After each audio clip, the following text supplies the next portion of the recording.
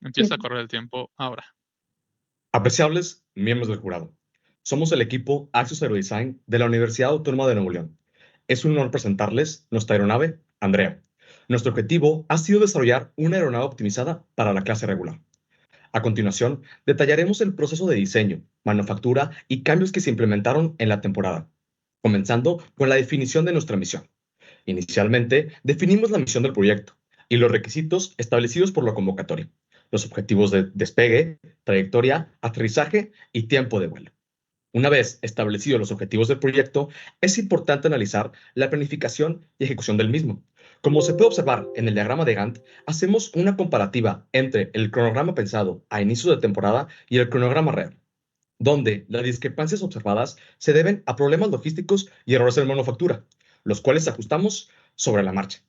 Para abordar estos problemas, realizamos un análisis exhaustivo de riesgos, con herramientas como lo es el AMEF, evaluando cada proceso de la temporada. Tal y como se muestra en la gráfica de Pareto, se nos permitió identificar los procesos más críticos, optimizando recursos, reduciendo la incidencia de riesgos y mejorando la confiabilidad en la fabricación de la aeronave. Hablando de la optimización de recursos, es esencial mostrar el análisis de costos del proyecto. Tal y como se aprecia en las gráficas, logramos una reducción significativa en comparación con el año pasado. Esto gracias a la reutilización de componentes y la optimización en categorías clave, como materiales compuestos, adhesivos y electrónica. Conociendo la información previa, es momento de pasar al diseño conceptual, en donde en primeras instancias se realizó un análisis de sensibilidad del esquema de puntuación, el cual reveló que la bonificación por despegue y aterrizaje son factores clave para maximizar la puntuación total en rondas de vuelo. Asimismo, las variables de carga útil y eficiencia estructural tienen el mayor impacto en la puntuación por ronda de vuelo. A partir de estos hallazgos, y como se ha plasmado en el reporte de diseño, utilizamos un algoritmo genético para definir las principales variables de diseño, las cuales se usaron para realizar el diagrama de limitantes, en el cual se fija la selección de carga LAR, una envergadura de 4.42 metros con un requerimiento de potencia de 822.18 watts. Una vez definida la carga LAR, se utiliza una herramienta de optimización basada en un algoritmo genético mencionado en el reporte. La figura muestra la distribución de cuerdas, dividida en 4 secciones. La segunda teniendo mayor longitud para el posicionamiento de los dispositivos hipersustentadores. El perfil ALAR fue definido mediante una matriz de selección, donde, filtrando perfiles preliminares basados en registros históricos y criterios de eficiencia, se logró obtener el perfil óptimo para cumplir satisfactoriamente la misión. Previamente, se ha mencionado la importancia de mejorar el desempeño de fases críticas de despegue y aterrizaje a bajas velocidades. Como solución a esto, optamos por un sistema de flaps ranurados, debido al buen balance en el desempeño aerodinámico. Asimismo, en el análisis estructural se presentan las distribuciones de carga, momento y esfuerzo cortante a través de la semienvergadura para los 3 factores de carga seleccionados. De acuerdo con las restricciones del reglamento al criterio y experiencia del equipo, se plantearon las siguientes configuraciones para la aeronave, en cumplimiento con los requerimientos y enfoque de diseño definidos previamente. Entendiendo esto, se nos facilita el diseño preliminar, donde el fuselaje, como se menciona en el reporte, se basa en una configuración estructural que contempla la regla dimensional de la distancia entre la pared del fuselaje y la bahía de carga, mientras que el diseño de la bahía se fundamenta en la propuesta de minimizar el área frontal, por lo que se optó por una bahía corta en altura con una longitud ajustada para albergar hasta 8 kilogramos de carga. Siguiendo este mismo enfoque de mejora, se seleccionó una configuración de tren tipo triciclo, lo que permite una mayor maniobrabilidad y reduce el riesgo de impacto en el sistema de propulsión. Continuando con las restricciones de dimensionamiento, se prefirió utilizar un empenaje convencional, en el que se escogieron los siguientes perfiles para los estabilizadores.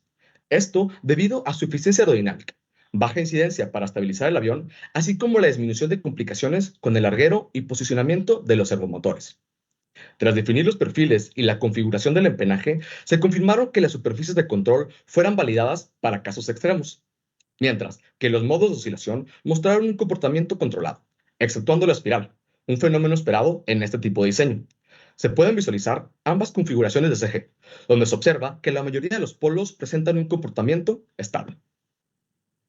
En cuanto al proceso de selección de componentes eléctricos, tomamos en cuenta parámetros clave, como el peso total de la aeronave, la envergadura, el coeficiente de sustentación, el empuje requerido y la autonomía de vuelo. Con base en estos criterios, se definieron las siguientes especificaciones óptimas. por lo que seleccionamos los siguientes componentes, siempre tomando en cuenta su disponibilidad a través de proveedores y el presupuesto del equipo. Finalizado el diseño preliminar, evaluamos el rendimiento de la aeronave en las fases de vuelo, crucero, despegue y aterrizaje, siendo estos dos últimos evaluados con flaps.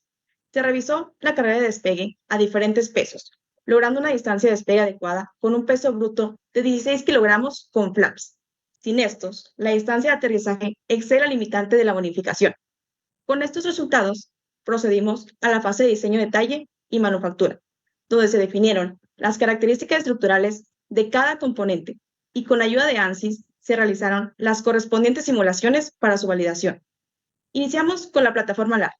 Esta consta de 12 semialas divididas en 4 secciones, estructura en la cual utilizamos costillas de madera balsa y largueros de fibra de carbono woven. Las secciones C y D están hechas de foam y unidas al larguero principal y a las costillas. Los flaps, en la sección B, tienen anclajes con una estructura tipo paneles de fibra de carbono y madera balsa. El sistema se optimizó con costillas madera de pino y codos fabricados en manufactura aditiva reforzado con fibra de carbono. Proseguimos con el empenaje, que consta de un estabilizador vertical y uno horizontal, ambos con la estructura de madera balsa reforzada, donde el estabilizador vertical usa vigas de fibra de carbono, mientras que el horizontal incorpora tubos de perfil cuadrado y piezas impresas en 3D, fijadas a una base tipo paneles de compuesto. Para reducir el peso, las superficies sustentadoras se recubren con ultracote. Por otro lado, el fuselaje presenta un diseño innovador, el cual incorpora una armadura conformada por 4 tubos de fibra de carbono woven, 2 largueros longitudinales y 5 costillas madre, las cuales también funcionan como largueros. En cuanto a la base en la que se ancla el tren de aterrizaje, se fabrica utilizando un núcleo de honeycomb y aramida. Se utilizó impresión 3D para generar un molde negativo refinado, al que se le aplicaron 2 capas de fibra de carbono satín para obtener una superficie lisa y uniforme.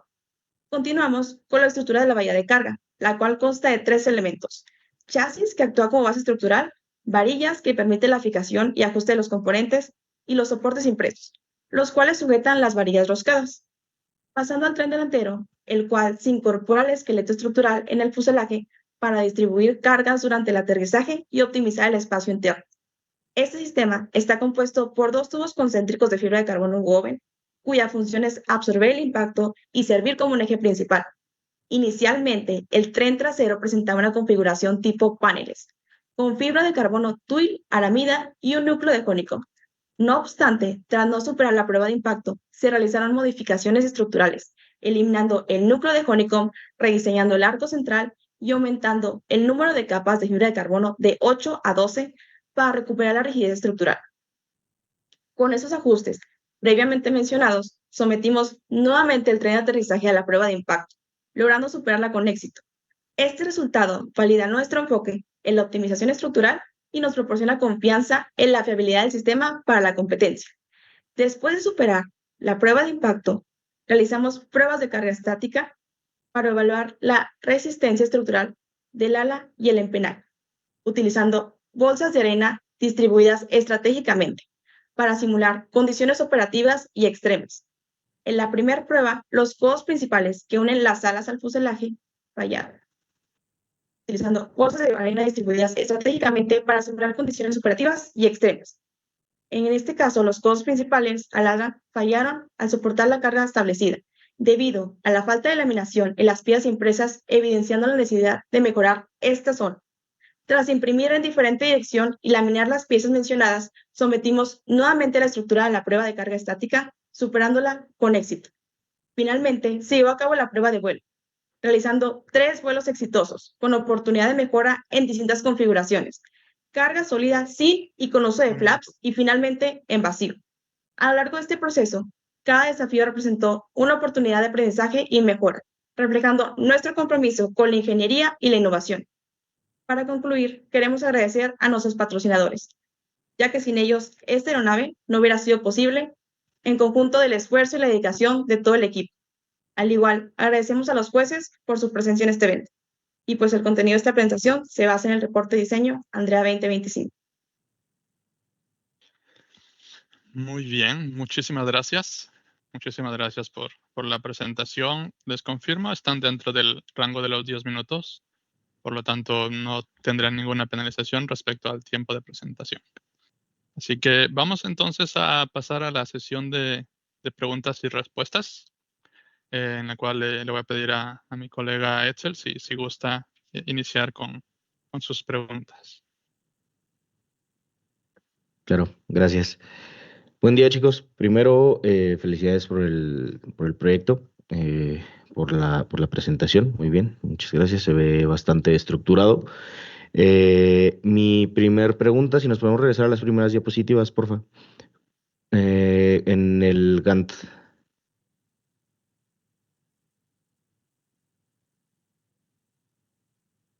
Ahí.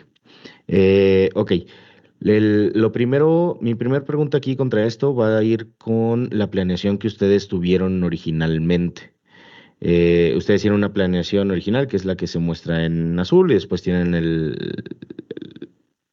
algo mostrado como un plan real, que más bien me imagino que fue como el resultado, ¿no? Ya lo que sucedió. No como tal un plan, pero sí lo que ya sucedió. ¿Qué criterios utilizaron primero para organizar cuando estaban empezando el proyecto, para organizar estos tiempos? ¿Qué les hizo decir a este tiempo va a ir asignado a esto? O sea, ¿cuál fue el primer criterio? Veo mano de Cristian Nava, adelante.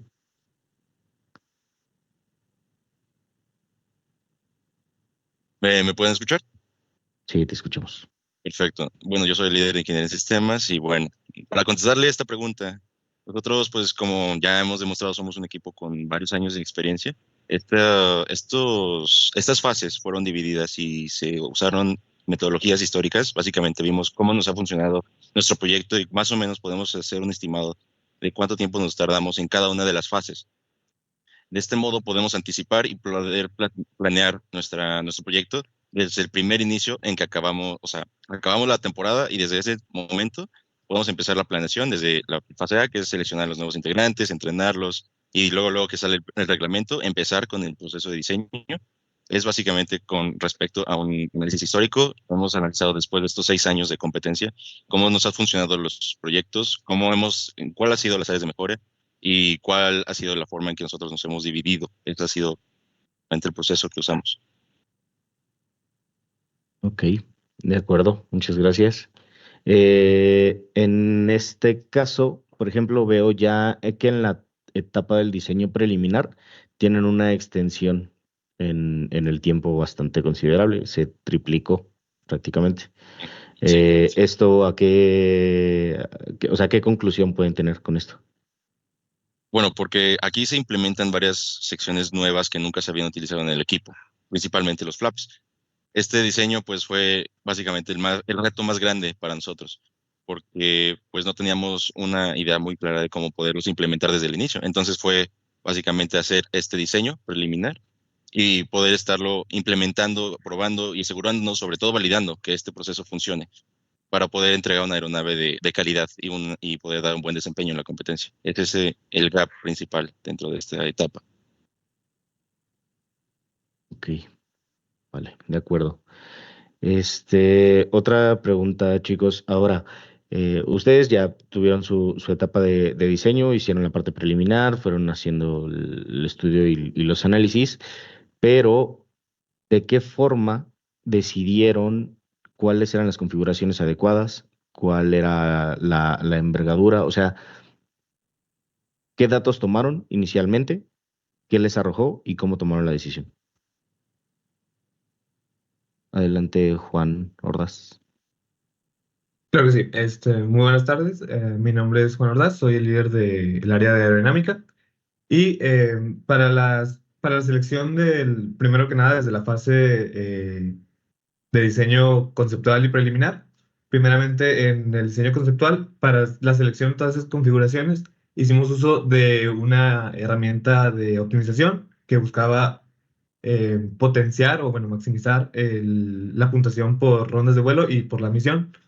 Es mediante esta fase de diseño en la cual pues esta herramienta de optimización convergió en nuestro diseño que ahorita estamos exponiendo, el cual tiene pues las características de una envergadura alta, Sin embargo, para contrarrestar esto, porque debido a que sabemos que una envergadura alta conlleva pues más peso en la estructura, se decidió utilizar velocidades bajas, lo que nos permitiera pues estar dentro de la limitante de potencia y también cumplir con los requerimientos de eficiencia estructural. Ok, de acuerdo. ¿Qué mencionaste que utilizaron un software para esto?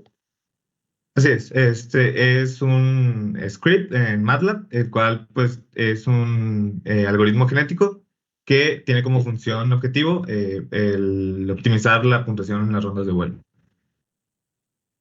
Ok, de acuerdo. ¿Y esto en qué se basó? Bueno, se basó en pues maximizar esta puntuación, pero también en cumplir, en hacer el avión que nos diera más puntos, cumpliendo con todas estas limitantes, tanto del reglamento como internas, que también se ajustaran a nuestros requerimientos internos, como pues velocidades bajas, debido a esto que tendría que cumplir con los requerimientos dentro del reglamento, y también pues hacer una aeronave que estuviera pues conforme con los requerimientos también de manufactura y estructura, que fuera fácil de implementar. Ok, de acuerdo. Vale, bueno, esas fueron mis preguntas, chicos. Cedo la palabra. Francisco. ¿Qué tal? ¿Qué tal? Bueno, bueno, primero que nada, felicitarlos también. Yo les voy a hacer unas preguntas del área de estructuras, ¿ok? ¿Qué proceso de manufactura utilizaron para el compuesto?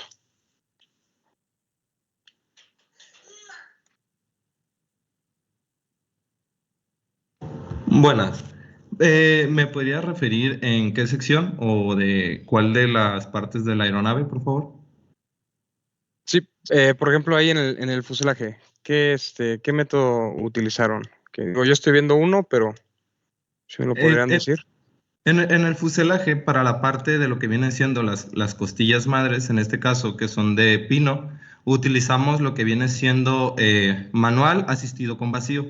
Ahí para hacer lo que viene siendo un tipo sándwich, o bueno, un panel, que el núcleo sea de la madera, y asegurarnos que la absorción del exceso de resina y que quedara en el breeder.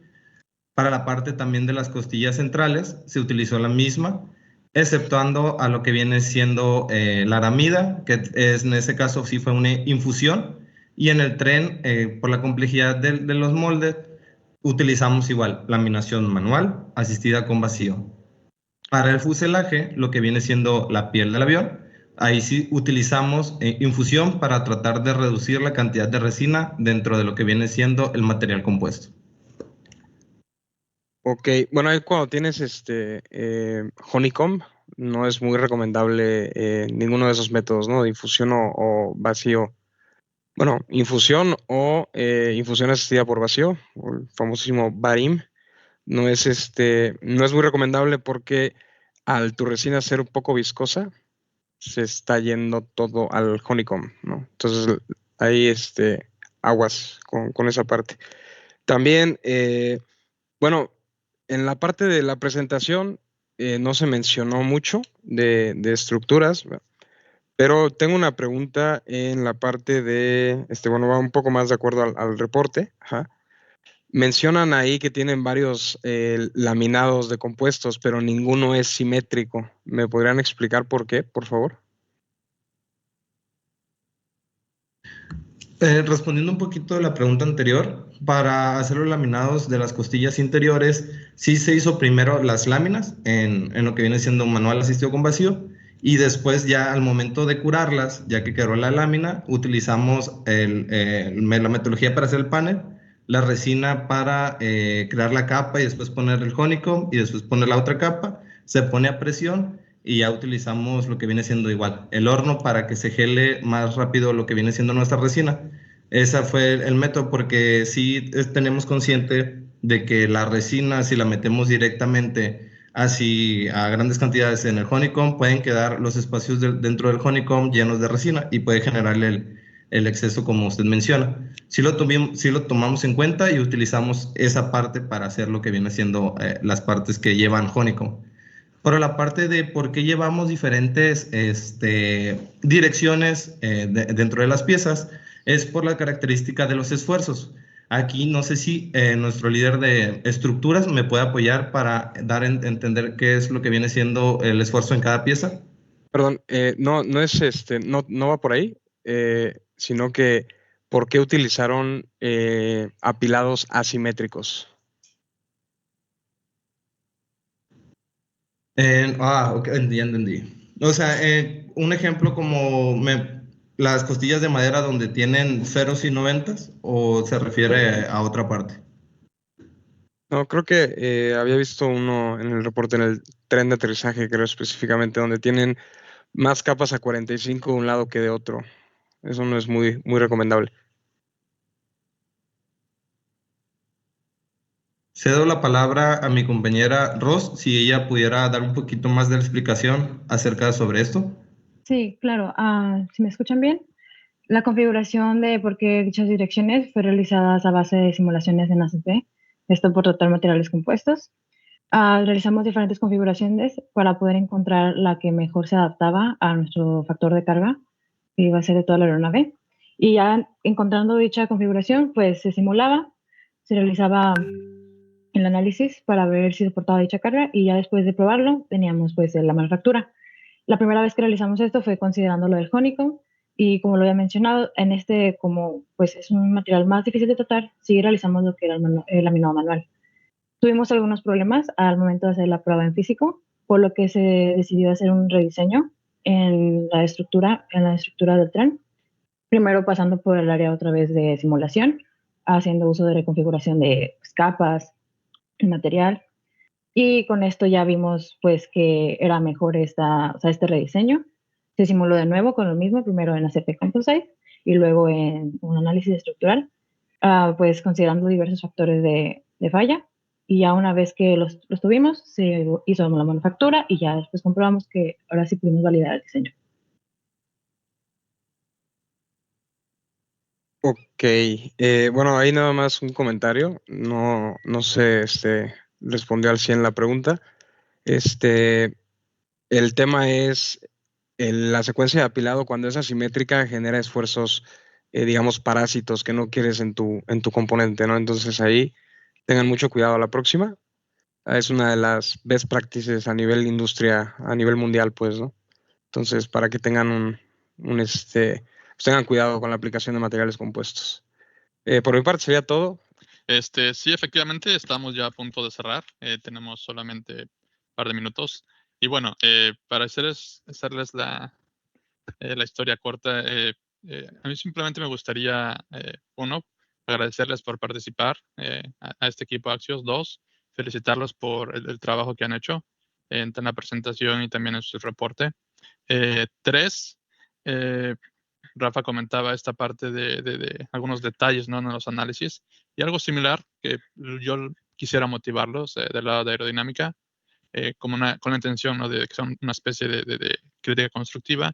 Es bueno que intentemos resumir y llegar a la conclusión, pero también es muy interesante y creo que muy importante, especialmente si es un reporte técnico, de abordar detalles específicos. Ustedes hicieron un muy buen trabajo. Aún así hay ciertas zonas que esperemos se cubran en el feedback del reporte, ¿no?, donde podría mejorarse. No estamos diciendo que va a ser perfecto, ¿no? Y obviamente ese es otro tema, pero hay aspectos del lado técnico que por generalizar el reporte, por generalizar una presentación en 10 minutos es difícil, ¿ok? No olvidemos eso, pero a veces los perdemos de vista. Entonces, ese es más un comentario, ¿no? Que se lo lleven. Y bueno, de mi parte me da mucho gusto verlos que ya volaron. Y eso para mí significa que ustedes están listos para llegar a Querétaro y ganar, básicamente, ¿no? O sea, pase lo que pase, ustedes van a ir a volar. Entonces, felicidades equipo. Y bueno, pues vamos a cerrar la sesión con ustedes. Mucha suerte el día de la competencia en vivo. Y pues felicidades, ¿sale? Muchas gracias, que tenga buen día. Muchas Tengan gracias. buen día, Muchas muchachos. gracias. Buen día. Buen día. Muchas gracias. Gracias, buen día. Muchas gracias.